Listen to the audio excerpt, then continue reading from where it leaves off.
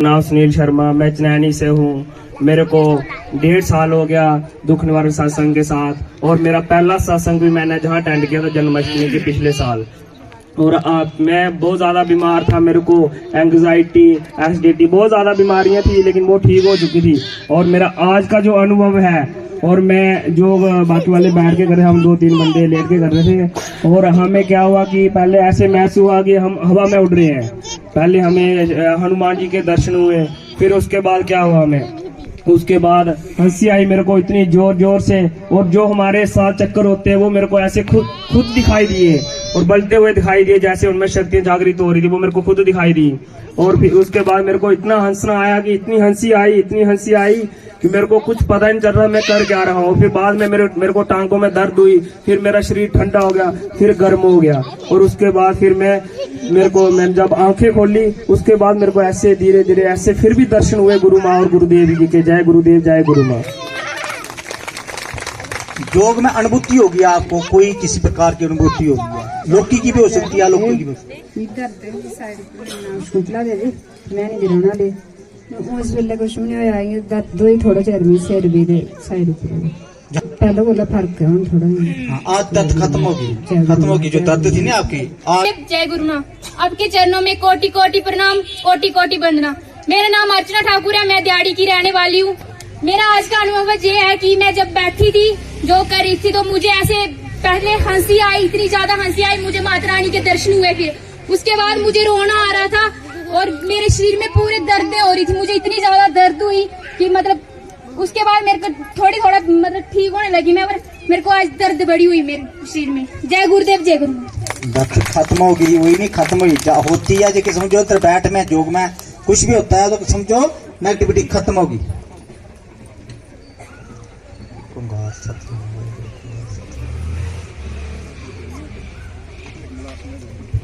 जय गुरु मां, जय माता दी। अज के योग के अस बैठे थे और मैं अपना अनुभव सुनान लग्या कि मिगी भी जी रीढ़ की हड्डी होंगी पिछे मिडल पॉइंट पर काफ़ी गर्माहट जी पैदा हुई, और पूरा शरीर जी पिठ जी पूरी दर्द करना शुरू हुई। हूँ योग को बाद है कि उस दर्द इं लगा भी पूरी फैली, थोड़ी ठंडी होने की कोशिश करा दी, लेकिन अं भी गर्माहट जी जाला जो महसूस कर सकना। जय माता दी। मैं निम्बला रामनगर की रहने वाली हूँ। जब योग शुरू हुआ तो मेरे को सिर में इतनी ज्यादा दर्द होने लगे और मेरे बाल ऐसे कोई खींच रहा, अभी भी ऐसा ही हो रहा है, बाल खींच रहा है। जय माता दी। दिखता नहीं है बाल खींचते, ठीक बोले कुछ दिखता नहीं, आपको दिख रहा मगर ग्रुप पे जो हो रहा बाल खींच रहा, कुछ नेगेटिविटी खींच रही है बाल। जय गुरुवर की, जय गुरु माता की। मेरा नाम सुधीर सिंह, मैं 2-2.5 साल से दुख निवारण सत्संग का सेवादारी कर रहा हूँ।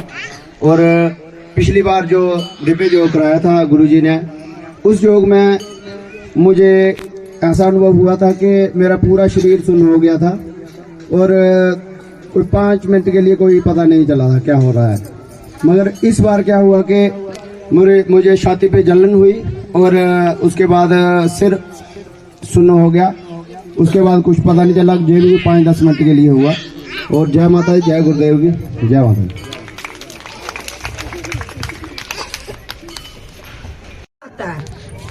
सत्संग हमें बदलाव कराता है, हमारे में हमारा भाव, हमारा विचार, हमारे कर्मों में जो बदलाव आता है। मगर हम जो ऐसे है कि अगर सत्संग आप ध्यान से सुनोगे तो आपके कर्मों पर प्रभाव पड़ेगा, आपके भाव पर प्रभाव पड़ेगा, आपकी वाणी मीठी होगी, आपका भाव कोमल होगा, स्वभाव कोमल होगा, और दूसरों के प्रति आपके भीतर में दया होगी, करुणा होगी। आप बदल जाओगे सत्संग सुनकर, आपके विचार चेंज हो जाएंगे, आपके कर्म चेंज हो जाएंगे। आप हिंसा करते होगे, द्वेष करते होगे, चुगली निंदा करते होगे, कोई भी बुरा चोरी छल कपट कोई भी करते होगे, तो सत्संग में व्यक्ति बदल जाता है। मगर जो ध्यान से सत्संग सुनता है और सत्संग की बातें सुनकर अपने दिमाग में, दिल में, मन में गांठ बांध कर रखता है, उसके विचार करता है सुनकर, उसका चिंतन करता है बार बार सुनकर, तो उस पर प्रभाव पड़ता है। अगर आप पंडाल में बैठे हो, अभी आप सत्संग सुन रहे हो, और ये बातें आपके दिमाग में नहीं बैठी, आप सुनकर आंख सुनकर दोगे तो आप पर सत्संग में कैसा प्रभाव पड़ेगा सत्संग का। फिर आप और सारे जो व्यक्ति घर बैठे हुए हैं उनका और आपका क्या फर्क है? फिर कुछ फर्क नहीं है। इसका चिंतन करना है, मनन करना है। हर व्यक्ति एक पक्षी पर, एक जीव छोटा सा जो कीड़ा होता है ना, उस पर भी प्रभाव पड़ जाता है। तो हम तो मान में जिसके पिछले कर्म अच्छे होते हैं ना, उस पर तो अत्यंत जल्दी से पकड़ लेगा। मगर जो सिर्फ बैठेगा, सुनेगा, दिलचस्पी, आप शरीर से जहां बैठे हो और मान इधर उधर भड़क रहा है, तो फिर कहां आपको, मगर जो बैठे आप, आपका पुण्य व्यर्थ नहीं होगा, उसका पुण्य तो आपको मिलेगा। क्योंकि सत्संग शास्त्रों में लिखा है, संत महापुरुष जो बोलते हैं कि संतों की वाणी जो आपके हृदय में गूंजेगी तो अनंत कोटि के जो पाप कर्म है, जो कर्म है, वो झट से भस्म होते हैं। जैसे कृष्ण भगवान बोलते हैं कि अर्जुन, तू हजारों पापियों से भी अधिक पाप करने वाला है, फिर भी तू मेरे ज्ञान रूपी सागर में आ जाएगा, मेरे पास आ जाएगा, तो तेरे पाप ऐसे भस्म हो जाएंगे जैसे प्रज्वली अग्नि लकड़ी को जलाकर भस्म कर देती है, ऐसे तेरे पाप पूरे कर्म भस्म हो जाएंगे झट से। मगर तू शरणागत तो हो। शरणागत कैसे होते हैं? उनकी शरण में जाना, दंडवत प्रणाम करना, विनम्रता भाव से सत्संग सुनना, श्रवण करना, उसका चिंतन करना, मनन करना और गुरु के प्रति श्रद्धा लाना, परमात्मा के प्रति श्रद्धा भी लाना। श्रद्धा से आप बैठोगे तो हर कष्ट, हर संकट आपके दूर हो जाएंगे और आप सुखी हो जाओगे। मगर सत्संग का प्रभाव बहुत जरूरी है। एक कथा आती है कि एक सत्संग में एक सेठ जी जाते थे, तो हर रोज, क्योंकि जैसे आप लोग आते हैं, कई लोग तो हो सकता है कि 10-10 साल से भी आ रहे हैं, मगर उस पर कितना प्रभाव पड़ा, उसको ये समझना है कि मेरे पास सत्संग सुनने से, गुरु के साथ वार्तालाप करता हूं, मैं बैठता हूं, उसका संग करता हूं, मगर मेरे में कितना बदलाव आया, उसको ये सोचना चाहिए अपने आप में।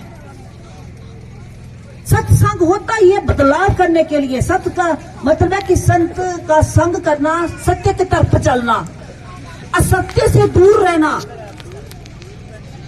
असत्य से मुंह मोड़ लेना। जैसे हम संसार की तरफ आसक्ति करते हैं, संसार को भोगो मगर त्याग से, आसक्ति से नहीं। आसक्ति से आप सत्संग में जाओ, परमात्मा की तरफ आसक्ति करो, परमात्मा का चिंतन करो, संसार का चिंतन नहीं करना। संसार का चिंतन करने से आप संसार में लिप्त जाओगे और नाशवान की तरफ ज्यादा प्रवृत्ति होगी आपकी।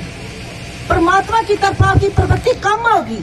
परमात्मा की तरफ, गुरु की तरफ आपका ध्यान नहीं होगा, चित्त नहीं होगा, करो संसारी काम।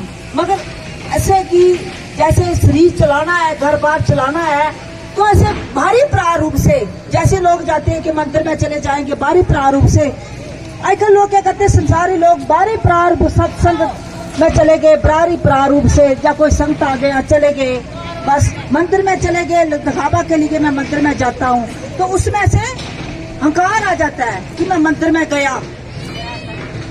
अहंकार से पार होना है, अहंकार से परमात्मा बहुत दूर है।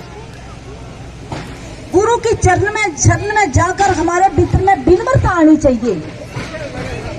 विनम्रता, चाहे हमें कोई पत्थर मारे, कुछ भी करे, मगर हमारे भीतर में विनम्रता आनी चाहिए।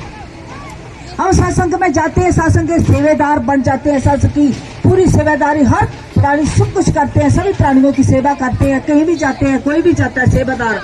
तो जब हमें भगवान का सेवादार बनना है, जनता की सेवा करनी है, तो हमारे भीतर में या सत्संग का प्रचार करना है, धर्म का प्रचार करना है हमने, तो धर्म के प्रचार पीछे हो सकता है हमें लोग, पता नहीं संसारी लोग क्या क्या बोलते हैं, मगर उसकी चिंता ना करते हुए हमें आगे बढ़ना है, क्योंकि हमें आगे जाने की मंजिल मिल गई है, हमें राह मिल गया, जहां तक हमने पहुंचना है वो राह हमें मिल गई, उस मंजिल का रास्ता मिल गया, तो उसको क्यों छोड़े।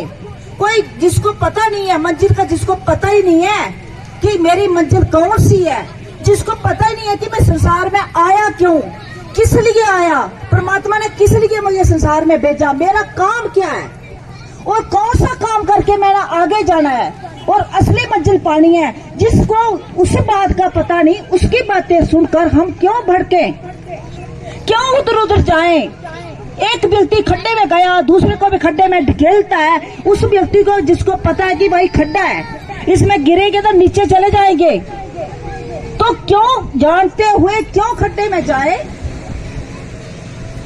अगर आपको पता है कि एक काम गलत है, कि संसार नाशवान है, ये जाने वाला है, कई लोग इस संसार में आ गए और कई बच्चों के साथ, नाते रिश्तों के साथ, सगे संबंधियों के साथ अपना संबंध बनाकर और सब कुछ छोड़कर चले गए। लास्ट में क्या ले गए साथ में? जमीन जायदाद, मकान, महल, बंगले, सब कुछ जहाँ रह गए और साथ क्या किया? कुछ भी नहीं गया। जो कर्म लेकर थोड़े से आए थे और ज्यादा बढ़ाकर ले गए बुरे कर्म। तो उन पर बुरे कर्मों से हमें ही कष्ट लगेगा। आगे जब यात्रा होगी कोई हमारे साथ नहीं जाएगा, कोई नहीं जाएगा हमारे साथ, हम अकेले ही जाएंगे। इसलिए आपको सत्संग मिला, सत्संग ध्यान से सुनो, सत्संग का मूल्य समझो कि सत्संग कितना कीमती है। आज का दिन जो आपका सत्संग में लगा है, ये बहुत बड़ा मूल्यवान दिन है। बाकी दिन जो जितने संसारी काम में आप लगाते हो वो व्यर्थ है, उसका नाश है। मगर जो आज का दिन है इसका कभी नाश नहीं है। ये मरने के बाद भी हमारे काम आएगा। संसारी काम मरने के बाद हमारे काम नहीं आएंगे, उसको छोड़ देके जाए। परमात्मा बोलेगा तो तू क्या करके आया? जब रहा, जब पूछेगा, जब आपकी पोथी खुलेगी तो क्या लेकर आया, क्या कर्म करके आया, कौन सा कर्म अच्छा किया है तूने, तो क्या देखेगा?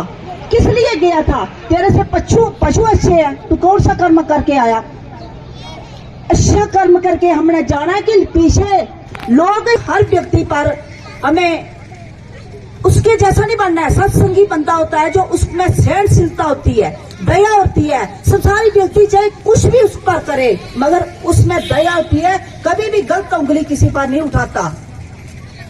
एक सत्संग बुद्ध भगवान थे, एक शिष्य थे। उनका एक भक्त था कि गुरुजी मुझे शिक्षा दीजिए, दीक्षा, मैं आपका शिष्य बनना चाहता हूँ। बोले क्यों? मैं आपके सत्संग का प्रचार करना चाहता हूँ। बोले तू प्रचार करना चाहता है? बोले हाँ। बोले सच में? बोला हाँ। बोले तू धर्म का प्रचार करेगा, लोग तुझे मारेंगे, लोग विरोध करेंगे, तू सहन कर लेगा? उसने बोला गुरुजी मैं सहन कर लूंगा। बोला पक्का? बोला हाँ। बोले गुरु तुझे लोग भला बुरा कुछ भी कहेंगे, तू सहन करेगा? बोला मैं कर लूंगा। बोला हो सकता तुझे मारे भी, पत्थर भी मारे, पिटाई भी तेरी करे, तुझे धमकाए भी, तू सहन कर लेगा? बोले मैं कर लूंगा। बोला हो सकता तुझे जान से भी मार दे, ऐसे संसारी लोग हैं, तो धर्म का प्रचार करना है ना, तो संसारी लोग बहुत सारे असुरी लोग हैं, हर प्राणी एक जैसा नहीं है, तुझे जान से भी मार सकते हैं, तुझे खत्म कर देंगे, तेरी मृत्यु कर देंगे, तो तुझे मंजूर है? उसने बोला गुरुजी अगर धर्म के पीछे सत्संग का प्रचार, धर्म का प्रचार करते हुए भी अगर मेरी मृत्यु हो गई तो इससे बात और मैं भाग्यशाली क्या हो सकता हूँ कि धर्म का प्रचार करने से मेरी मृत्यु हो गई। एक दिन मरना तो है, जो शरीर तो जाएगा एक दिन, जो नाशवान है, अमर तो जहाँ रहेंगे नहीं। बड़े बड़े राजा महाराजे संत महापुरुष भी इस सृष्टि को छोड़कर चले गए, तो मैं एक अज्ञानी व्यक्ति और आपकी सेवा करता